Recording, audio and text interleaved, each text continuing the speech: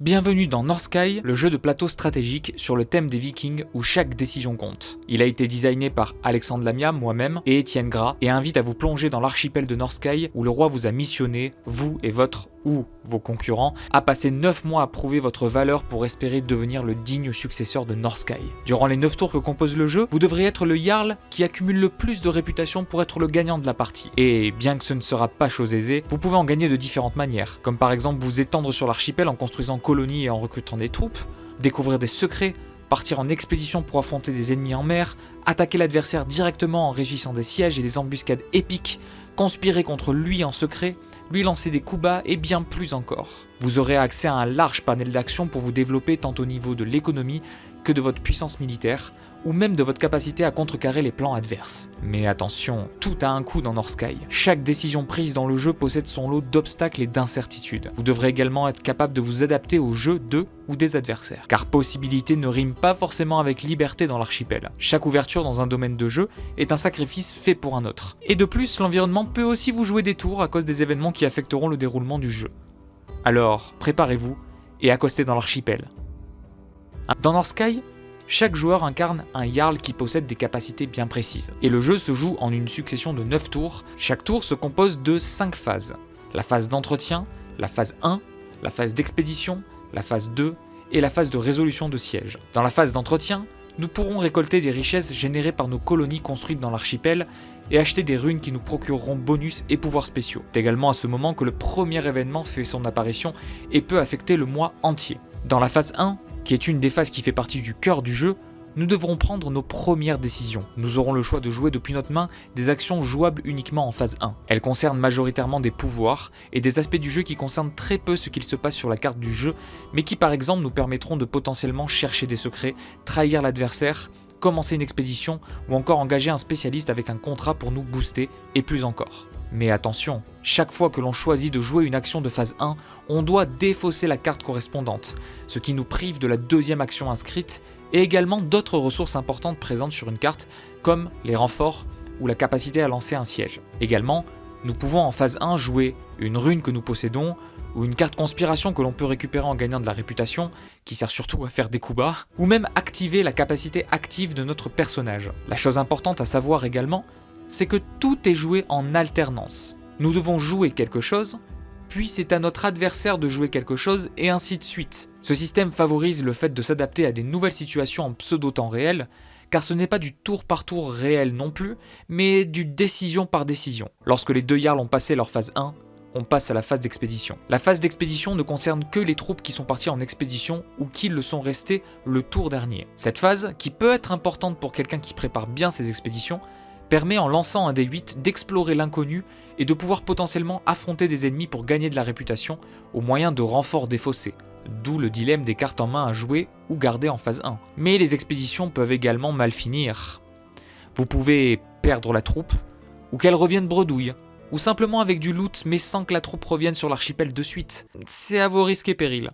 Avant la phase 2, un deuxième événement vient s'ajouter au premier, affectant encore bien des choses au mois en cours. Puis la phase 2 commence en alternance comme la phase 1. Et comme cette dernière, elle est très importante. Car le cœur du gameplay de Northsky réside sur l'aspect suivant. Le nombre de cartes en main qu'il vous reste à la fin de la phase 1 détermine le nombre d'actions que vous pourrez effectuer en phase 2. Et ce concept, simple en apparence mais crucial pour accomplir un tour concluant, fait que les Jarls doivent réfléchir déjà en amont leur phase 2 à la phase 1. Car une action jouée en phase 1, c'est une action de phase 2 en moins. Les actions de phase 2 sont listées dans la règle du jeu et sont au nombre de 10. Elles sont jouables en retournant face cachée une carte de notre main comme un mana que l'on utilise. C'est ce qu'on appelle flipper une carte pour une action de phase 2. Les actions possibles en phase 2 concernent essentiellement ce qu'il se passe sur l'archipel. Nous pouvons déplacer nos troupes, en recruter des nouvelles, construire des colonies ou des bâtiments, améliorer nos troupes et colonies, déclarer un siège, déclarer une embuscade, soigner des troupes blessées, etc. Tout comme la phase 1, on peut également jouer des runes, des conspirations, des activations de capacités de personnages. Évidemment, je ne vous détaille pas chaque action, ou les conditions pour les jouer et ce qu'elles apportent réellement, car je vous explique tout dans la première vidéo détaillée. Et vous verrez également tout cela en action sur la prochaine vidéo, qui sera la première partie filmée entre Étienne et moi-même. Puis, Lorsque les Jarls ont tous passé leur phase 2, on passe à la phase de résolution du siège s'il y en a. Donc c'est très possible de ne jouer cette phase qu'une fois dans la partie, ou 2 fois, ou plus, ou même pas du tout. Mais certainement pas tous les mois. Comme son nom l'indique, elle permet de résoudre un siège en cours s'il a été déclaré le mois précédent. Voilà pour les règles générales d'un tour de jeu. Vous pouvez déjà vous apercevoir qu'un tour peut prendre une superbe tournure, tout comme une action mal exploitée, jouée au mauvais moment, une occasion manquée, peut vous ralentir dans votre progression et laisser l'adversaire en profiter. C'est à vous de gérer votre mois avec le plus de réflexion possible. Dans Northsky, le moyen le plus efficace mais également le plus demandeur en ressources pour gagner de la réputation, c'est le siège. Un siège se prépare, se travaille, se nourrit et comporte son lot de tensions qui lui est propre. Des règles sont à respecter et de l'engagement financier en action, en temps est demandé. Mais la récompense pour avoir réussi à siéger une colonie, ou au contraire d'avoir pu protéger sa colonie durant un siège adverse, c'est 2 points de réputation, alors que le gain par défaut de réputation est de 1. Une partie peut se jouer sans aucun siège. Mais rappelez-vous, 2 points de réputation quand même. Pour terminer cette vidéo, je vais brièvement vous parler de tout ce qui est autour du jeu, comme les défis, les conspirations, les runes, les contrats et les personnages non joueurs. Les défis sont au nombre de 3 par Jarl, et chaque défi ne concerne qu'une seule saison à chaque fois. Réussir un défi, c'est s'assurer 1 point de réputation supplémentaire, au prix de pouvoir jouer une partie de la saison correspondant au défi avec une contrainte. C'est votre choix, peut-être que le défi vous semble trop compliqué à relever à ce moment, et vous souhaitez ne pas jouer ce défi, mais vous n'aurez donc pas le point de réputation. Il est donc recommandé de pouvoir jouer les défis, car l'issue d'une partie peut se déterminer sur cet aspect.